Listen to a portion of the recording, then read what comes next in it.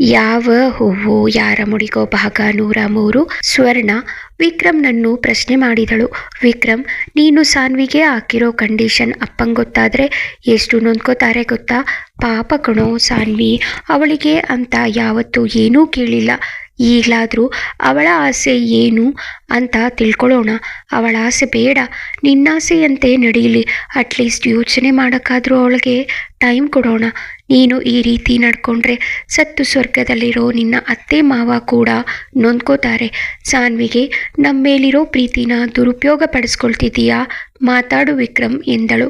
ಅಲ್ಲಿ ಎಲ್ಲರೂ ಇದ್ದಾರೆ ಅನ್ನೋ ಗಮನ ಕೂಡ ಅವಳಿಗಿರಲಿಲ್ಲ. ಅವಳ ಮನಸ್ಸಿಗೆ ತುಂಬ ನೋವಾಗಿತ್ತು. ಧ್ವನಿ ಗದ್ಗದಿತವಾಗಿತ್ತು. ಸಾನ್ವಿ ವಿಷಯದಲ್ಲಿ ವಿಕ್ರಮ್ ದುಡುಕುತ್ತಿದ್ದಾನೆ ಎಂದು ಎಲ್ಲರಿಗೂ ಅನ್ನಿಸಿತ್ತು. ವಿಕ್ರಮ್ ನಡೆದುಕೊಳ್ಳುತ್ತಿದ್ದ ರೀತಿ ಅವರಿಗೆ ಅಷ್ಟೇನೂ ಸರಿ ಕಾಣಲಿಲ್ಲ. ಎಲ್ಲರೂ ಮೌನವಾಗಿ ಸ್ವರ್ಣಾಳ ಮಾತುಗಳನ್ನು ಕೇಳಿಸಿಕೊಳ್ಳುತ್ತಿದ್ದರು. ಸ್ವರ್ಣ ಕೇಳುತ್ತಿದ್ದ ಅದೇ ಪ್ರಶ್ನೆಗಳು ಇವರ ಮನಸ್ಸಲ್ಲೂ ಇದ್ದವು. ಆದರೆ ಅದನ್ನು ಕೇಳಲಾಗದೆ ಎಲ್ಲರೂ ಮೌನದಿಂದಿದ್ದರು.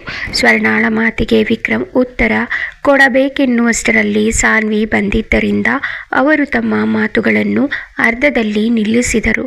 ಅವಸರವಾಗಿ ಬಂದ ಸಾನ್ವಿ ಏದುಸಿರು ಬಿಡುತ್ತಿದ್ದಳು. ಅದನ್ನು ಗಮನಿಸಿದ ಪಲ್ಲವಿ, ಯಾಕಮ್ಮ ಸಾನ್ವಿ, ಏನಾಯ್ತು? ಯಾಕೆ ನಾವು ಹೊರಟು ಬಿಡ್ತೀವಿ ಅಂತ ಅವಸರವಾಗಿ ಓಡ್ ಬಂದ್ಯಾ? ಇಲ್ಲ, ನಾವು ನಿನಗೆ ಹೇಳಿಬಿಟ್ಟೇ ಹೋಗೋಣ ಅಂತ ಕಾಯ್ತಿದ್ದೀವಿ. ಅಷ್ಟು ಅರ್ಜೆಂಟಲ್ಲಿ ಎಲ್ಲಿ ಹೋಗಿದ್ದೆ ಎಂದಾಗ ಸಾನ್ವಿ ತನ್ನ ಬೆನ್ನ ಹಿಂದೆ ಕೈಯಲ್ಲಿ ಹಿಡಿದುಕೊಂಡಿದ್ದ ಕವರನ್ನು ಪಲ್ಲವಿಯ ಕೈಗೆ ಕೊಡುತ್ತಾ, ಅದು ಈ ಟೈಮಲ್ಲಿ ಮಾವಿನಕಾಯಿ ಸಿಗಲ್ಲ ಅಲ್ವಾ? ನಮ್ಮ ಎಸ್ಟೇಟ್ನಲ್ಲಿ ನೆಲ್ಲಿಕಾಯಿ ಮರ ಇತ್ತು, ಅದಕ್ಕೆ ನೆಲ್ಲಿಕಾಯಿನ ಕಿತ್ಕೊಂಡು ಬರೋಣ ಅಂತ ಹೋಗಿದ್ದೆ, ತಗೊಳ್ಳಿ ಎಂದಳು. ಸಾನ್ವಿಯ ಈ ಯೋಚನೆಗೆ, ಕಾಳಜಿಗೆ ಯಾರಿಗೂ ಮಾತೇ ಬರಲಿಲ್ಲ. ಅವರು ಪ್ರೀತಿಯಿಂದ ಸಾನ್ವಿಯ ಕಡೆ ನೋಡಿದರು. ಸ್ವರ್ಣ, ನನಗೆ ಈ ವಿಷಯ ಗೊತ್ತಾಗಿ ಸುಮಾರು 1 ಗಂಟೆಗಿಂತ ಜಾಸ್ತಿನೇ ಆಯಿತು. ಆದರೆ ನಾನು ಇದರ ಬಗ್ಗೆ ಯೋಚನೆ ಮಾಡಲಿಲ್ಲ. ಆದರೆ ನಿನಗೆ ಗೊತ್ತಾಗಿ 10 ನಿಮಿಷದಲ್ಲಿ ನೀನು ಇದನ್ನೆಲ್ಲ ಯೋಚನೆ ಮಾಡಿದ್ಯಾ? ಜಾಣೆ ನನ್ನ ಕೂಸು. ಎಲ್ಲರ ಬಗ್ಗೆ ಯೋಚನೆ ಮಾಡತ್ತೆ, ಆದರೆ ಅವಳ ಬಗ್ಗೆ ಯೋಚನೆ ಮಾಡಲ್ಲ ಅಂತ ಅದಕ್ಕೆ ಹೇಳಿದ್ದು ನಾನು ಎಂದವಳು ವಿಕ್ರಮ್ ಕಡೆ ನೋಡಿ ವಿಷಾದದ ನೋಟ ಬೀರಿದಳು. ಪಂಕಜ್, ಥ್ಯಾಂಕ್ ಯು ಸಿಸ್ಟರ್, ನನ್ನ ಹೆಂಡತಿಗೆ ನೆಲ್ಲಿಕಾಯಿ ತಂದು ಕೊಟ್ಟಿದ್ದಕ್ಕೆ ಎಂದು ಅವಳ ಕಡೆ ನೋಡಿ ಮೆಚ್ಚುಗೆಯ ನೋಟ ಬೀರಿದ ವಿಕ್ರಮ್. ಈ ಗಂಡು ಬೀರಿಗೆ ಇದನ್ನೆಲ್ಲ ಯೋಚನೆ ಮಾಡೋಕ್ಕೆ ಬರುತ್ತಾ?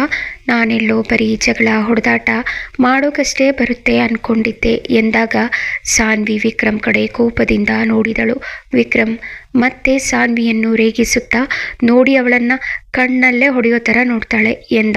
ವಿಕ್ರಮ್ನ ಕಿವಿಯನ್ನು ಪಂಕಜ್ ಹಿಡಿದುಕೊಂಡ. ಇನ್ನೊಂದು ಸಲ ನನ್ನ ತಂಗಿನ ರೇಗಿಸಿದ್ರೆ ನಿನಗೇನು ಮಾಡ್ತೀನಿ ನೋಡು ಎಂದ.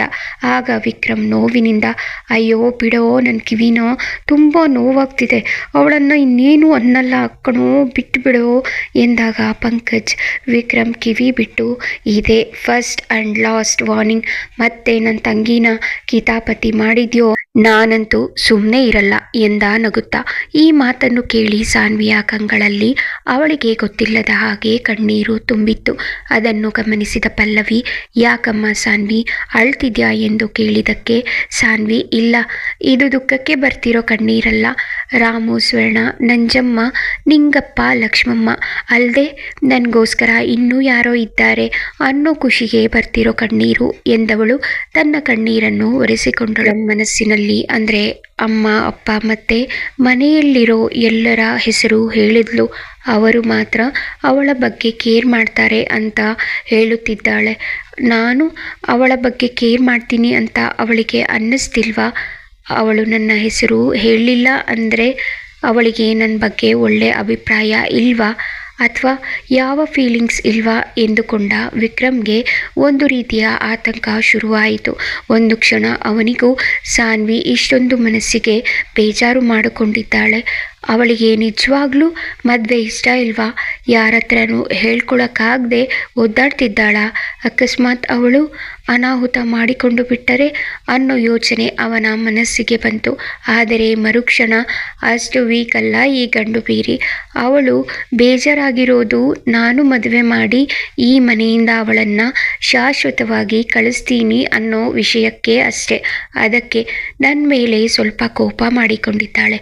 ಅವಳಿಗೆ ಏನು ಗೊತ್ತು, ನಿತಿನ್ ಮತ್ತು ಅವಳ ಮದುವೆ ಮಾಡಿ ಅವರನ್ನು ಈ ಮನೆಯಲ್ಲಿ ಶಾಶ್ವತವಾಗಿ ಉಳಿಸಿಕೊಳ್ತೀನಿ ಅಂತ.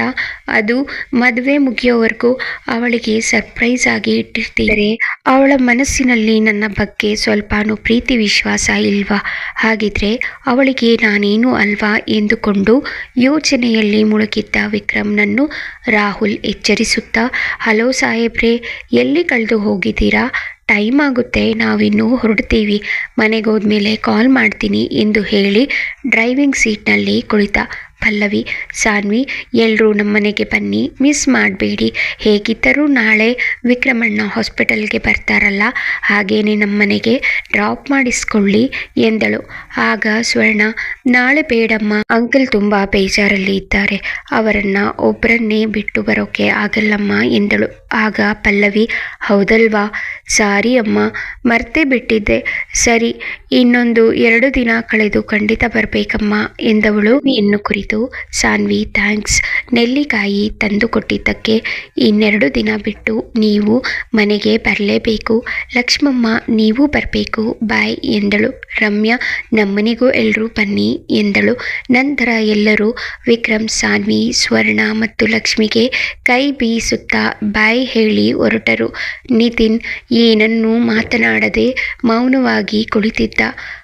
ಪ್ರೀತಮ್ ನಿತಿನ್ನನ್ನು ಸಮಾಧಾನ ಮಾಡುತ್ತಾ, ಪ್ಲೀಸ್ ನಿತಿನ್, ಬೇಜಾರು ಮಾಡ್ಕೋಬೇಡ, ಯಾರ್ಯಾರ ಹಣೆಯಲ್ಲಿ ಏನೇನು ಬರೆದಿರುತ್ತೋ ಅದೇ ನಡೆಯೋದು, ನಮ್ಮ ಕೈಯಲ್ಲಿ ಏನೂ ಇರಲ್ಲ, ನಿನ್ನ ಒಳ್ಳೆಯತನಕ್ಕೆ ನಿನಗೂ ತುಂಬ ಒಳ್ಳೆ ಹುಡುಗಿ ಸಿಗ್ತಾಳೆ ಎಂದವನು ಒಮ್ಮೆ ನೀತು ಕಡೆ ನೋಡಿದ. ನಂತರ, ಈಗ ನಮ್ಮ ಮುಂದಿನ ಗುರಿ ವಿಕ್ರಮ್ ಸಾನ್ವಿನ ಒಂದು ಮಾಡೋದು. ನಿಶಾ ಬಗ್ಗೆ ಇನ್ನೂ ಕೆಲವೊಂದು ವಿಷಯಗಳನ್ನು ನಿನಗೆ ಹೇಳಬೇಕಿದೆ. ಮುಂದೆ ಒಂದು ದೊಡ್ಡ ಪ್ಲ್ಯಾನೇ ಮಾಡಬೇಕು. ನಿನಗೂ ಗೊತ್ತಲ್ವಾ, ನಿಶಾ ತುಂಬ ಚಾಲಾಕಿ ಹೆಣ್ಣು, ಅವಳನ್ನು ಟ್ರ್ಯಾಪ್ ಮಾಡೋದು ಸುಲಭ ಅಲ್ಲ ಎಂದ.